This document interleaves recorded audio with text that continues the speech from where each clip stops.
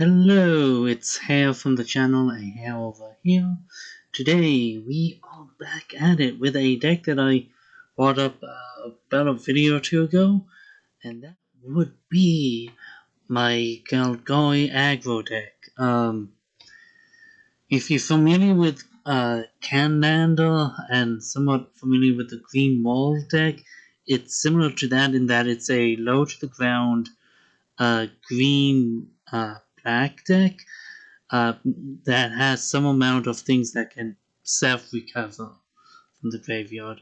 On Arena I don't have all the options, but I've had some successes definitely in the lower ranks with this deck. So most of it is I've made some modifications to it, and I'm actually having quite a bit of success with it.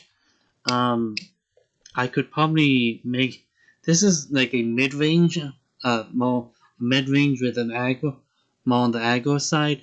I could bring it more centered, by bringing up the land count, adding in a few higher end threats, cutting a few of the lower end creatures. But I'm actually finding quite a good use out of it. Most of it is pretty simple.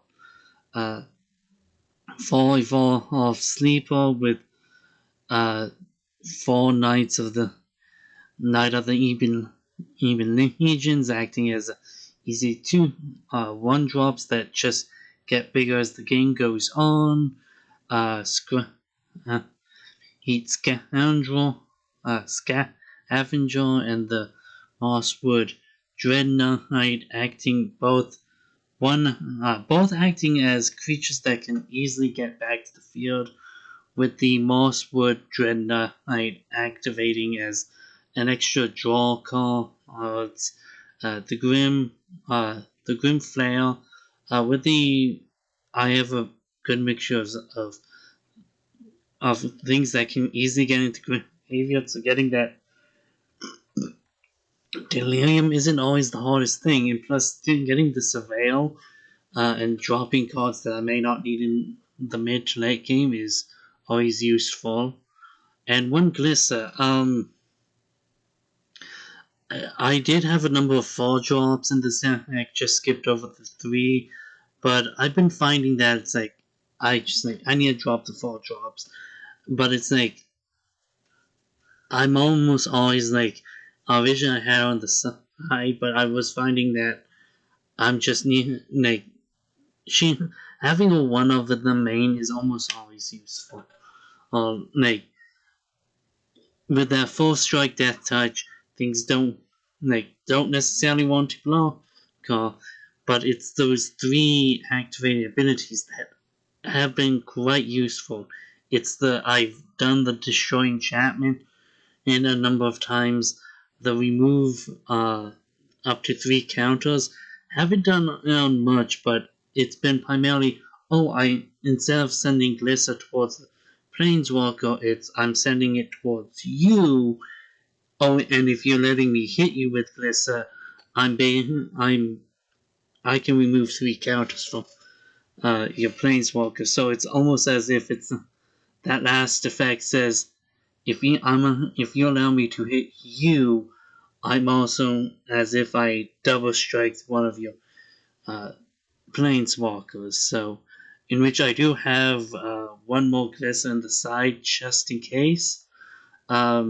Most of the other main deck is just acting as removal options, like the Fatal Pushes. Fatal Push, good for low value things, and because things are gonna die on my side of the field, it's almost always useful. The Power Ward kill, Fatal Push and Power Ward, great creature removal, Assassin Trophy, overall great removal, with the Thoughtseize and Agonizing Remorse acting as hand removal, which is I've been finding very useful a lot of times, and because I have a mixture of instances and sorceries, it's fueling the Grim Flare a whole lot easier.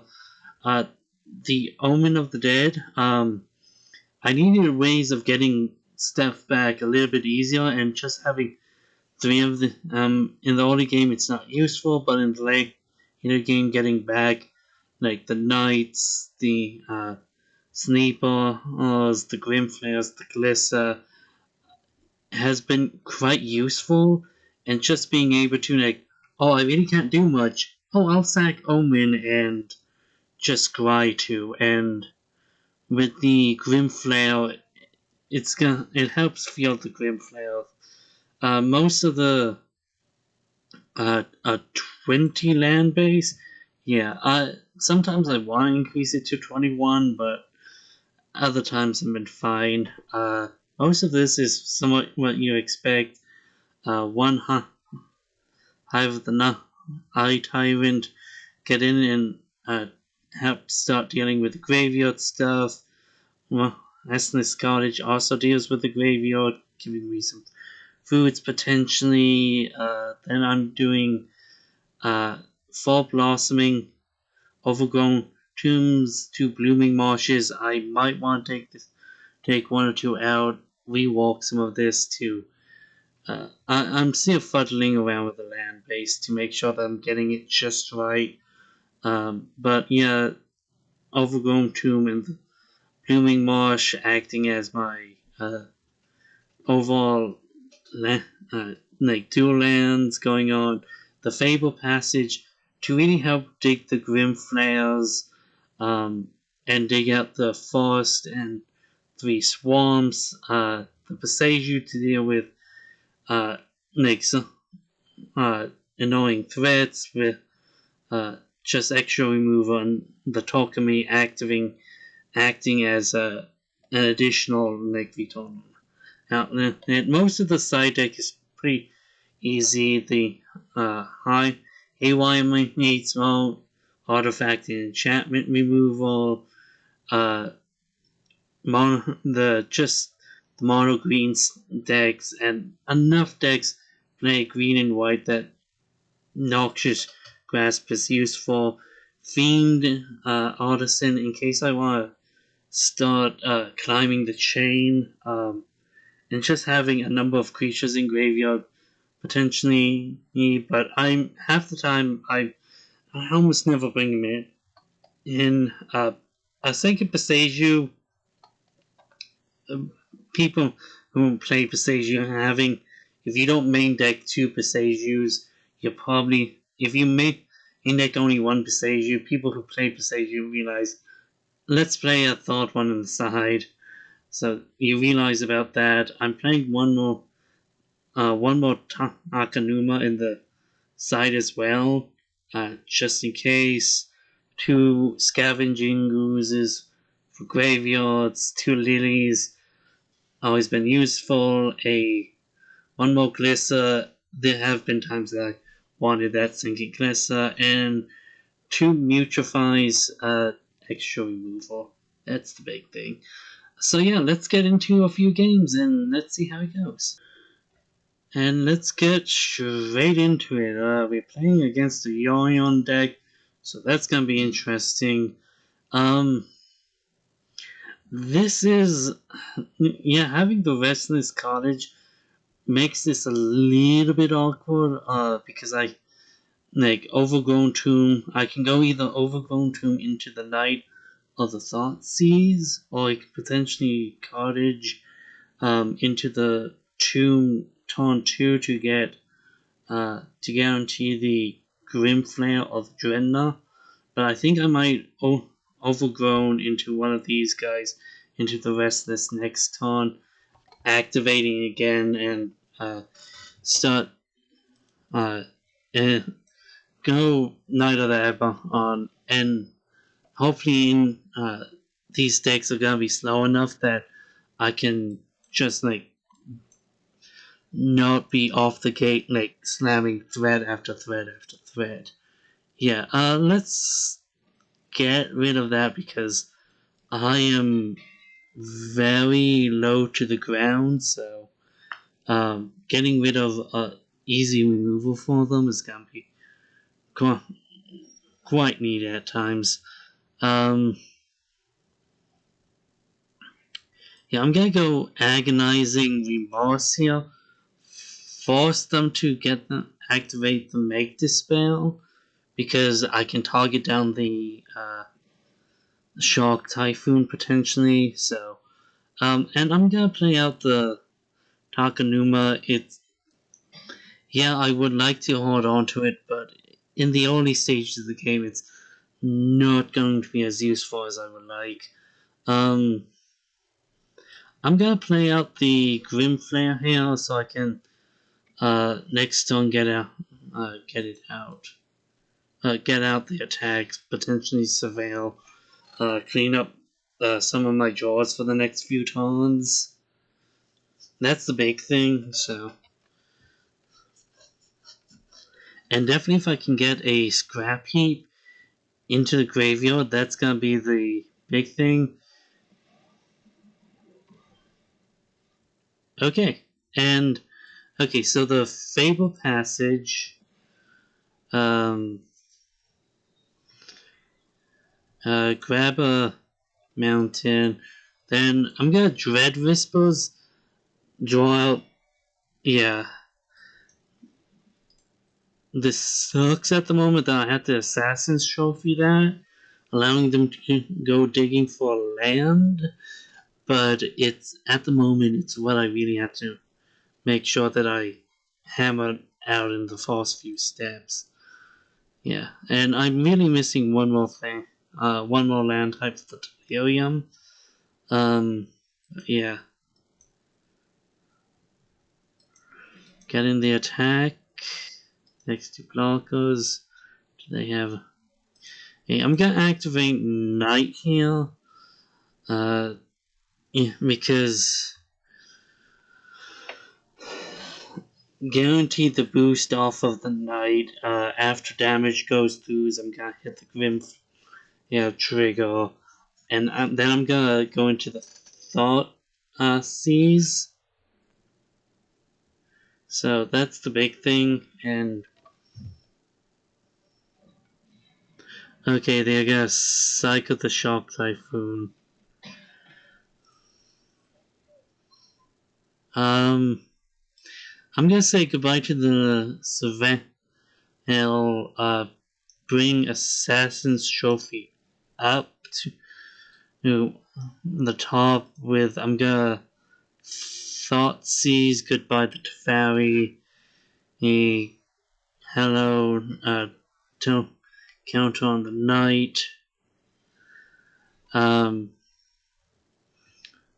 gonna wait to do anything on when I get into that. Second main Grim Flare and the Night of the Even Legion. Yeah, I'm gonna be fine with that trade there. Unless they have something else going on in that. Oh yeah, they have the.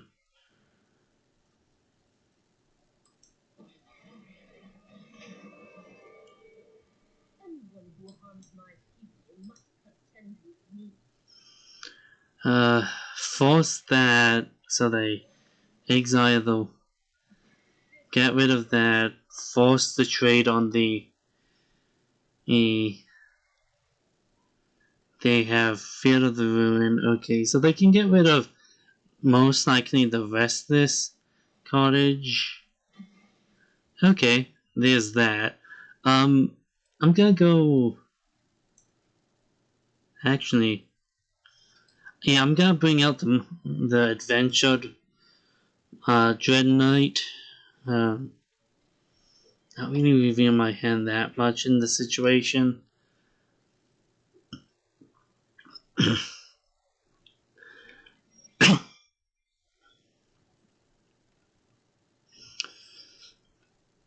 I really can't do anything with that. I'm gonna Mosswood Dread Knight.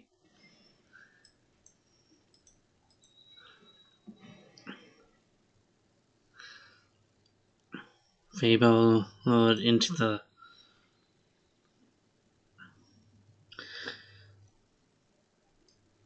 Then bring out the Scavenger.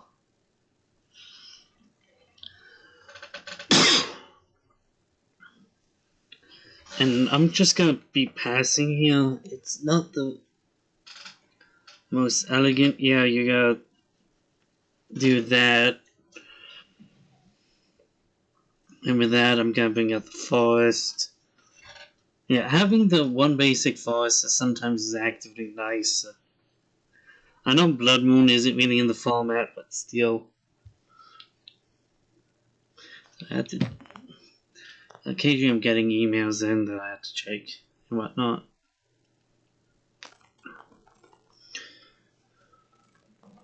Yoyin. Seems like a weird play at this moment. Okay, so bring out the Mosswood, then bring out the Grim Flare.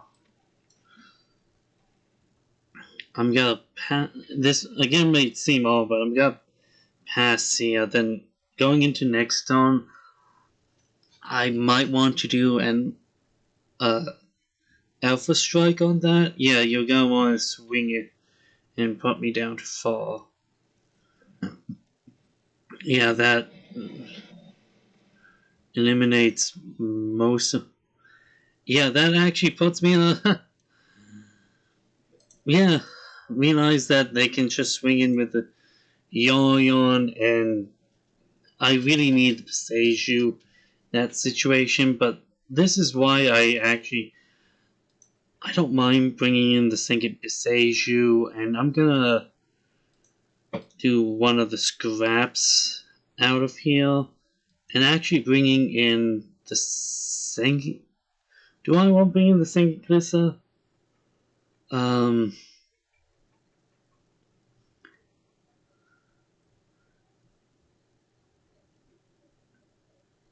Yeah, at this moment, I'm gonna be fine with that.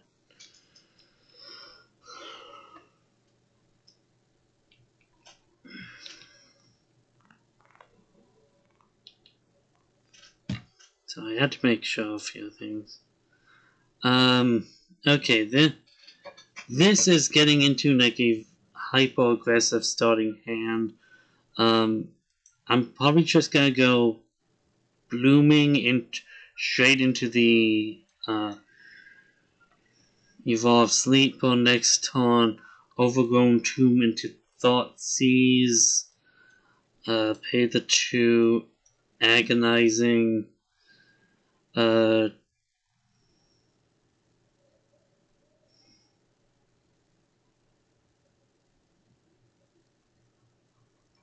That's gonna be a moment.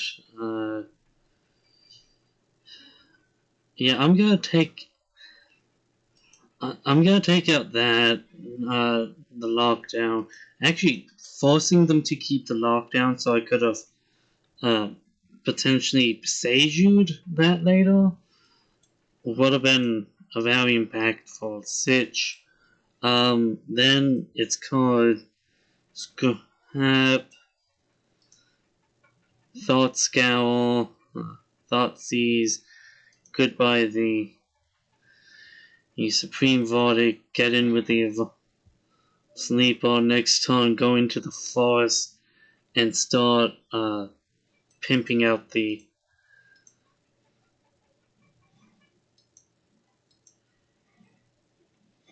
then the Knight of the Even Land engines. Yeah. Should have maybe reversed that so I can guarantee the Knight's landing, but actually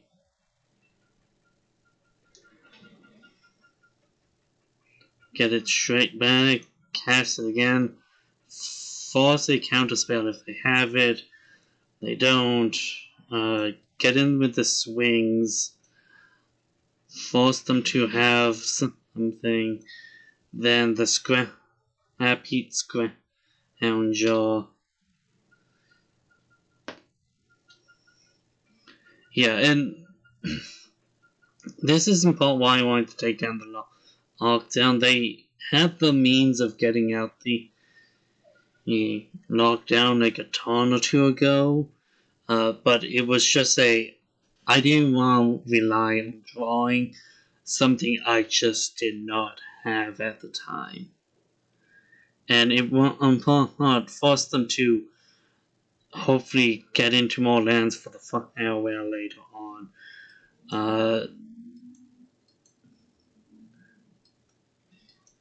Swing. Yeah, activate to allow me to draw one card. Yeah, next to damage, that's game right there.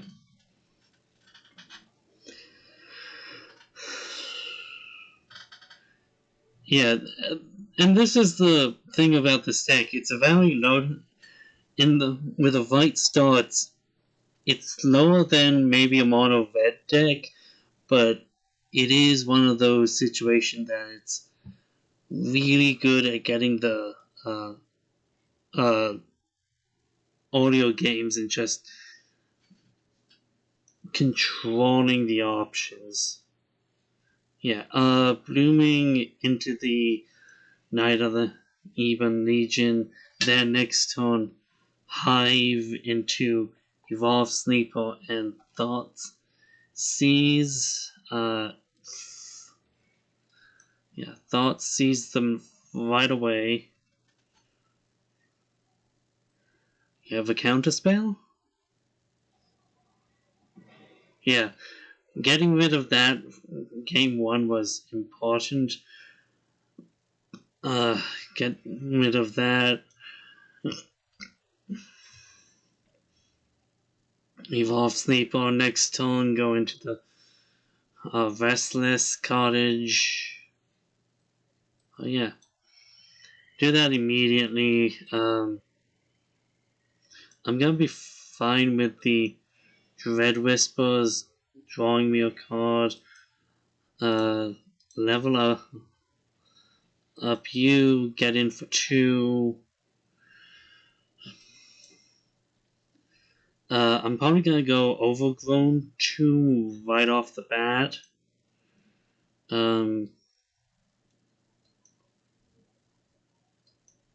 Force the attack, next to blockers, force you to have enough.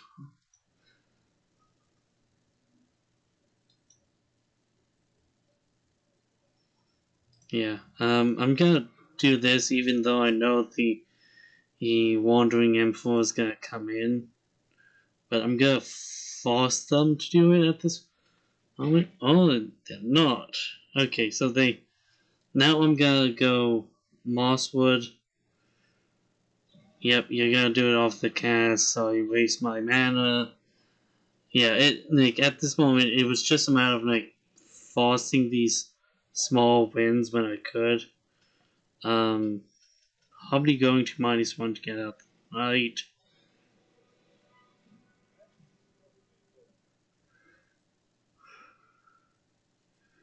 The samurai, I mean.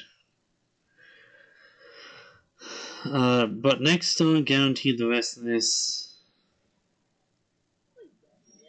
Oh, +1. Okay, so do that into the Assassin's Trophy. Take out you.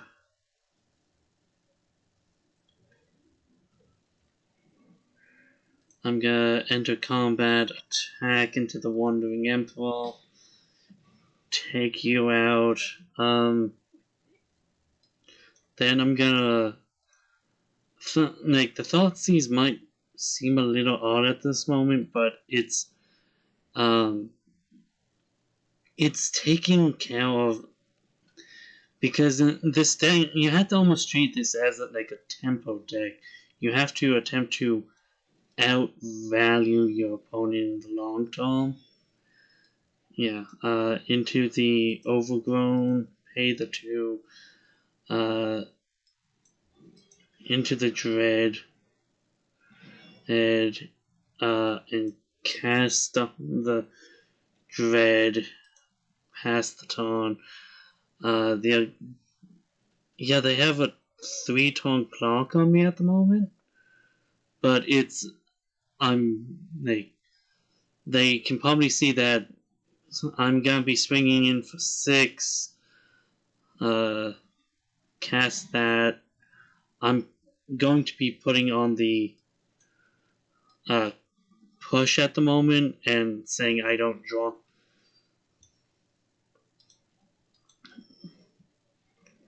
Cast the rest of this cottage. Yeah, force that.